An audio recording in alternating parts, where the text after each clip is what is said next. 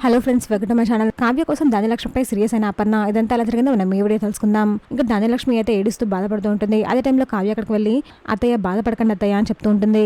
నువ్వు నన్ను ఓదారుస్తున్నావా? అసలు ఇదంతా జరగడానికి కారణం నువ్వే. మీ చెల్లి అప్పుని నా కొడుకు కళ్యాణ్ మీదకి ఉసుగొల్పారు. వాడికి ఏదో మాయ చేశారు. ఆ అప్పుయే కళ్యాణ్ వెనక పడకపోయి ఉంటే నా కొడుకు కొడుకు ఇప్పుడు కలిసి ఉండేవాళ్ళు. ఇదంతా నీ వల్లే అని తిడుతూ ఉంటుంది. అప్పుడు అక్కడికి వచ్చిన అపర్ణ నోర్ముది ధాన్యలక్ష్మి అని గట్టిగా అంటుంది. ఏమన్నా నా కొడలి, ఏమన్నావు? అత్తా మామని లెక్క చేయకుండా ఇష్టం వచ్చినట్టు మాట్లాడి ఇంట్లో నుంచి వెళ్ళిపోయింది నీ కొడలు. దానికి కారణం నా కొడలా? నోరు అదుపులో పెట్టుకొని మాట్లాడు. ఇంట్లో ఏ అనర్థం జరిగినా సరే నా కొడలు అనడం ఆనవాయితీగా మారిపోయింది. ఇప్పటి నుంచి అది మార్చుకో. నా కొడుకు ఒక బిడ్డను తెచ్చి వీడు నా కొడుకే అని చెప్పినా కూడా నా కొడలు అలాగే ఉంది. బజార్కి ఎక్కలేదు, ఈ ఇంటి పరువు తీయలేదు. కానీ నీ కొడలు సవాల్ విసిరి వెళ్ళిపోయింది. ముందొక లెక్క ఇప్పుడొక లెక్క.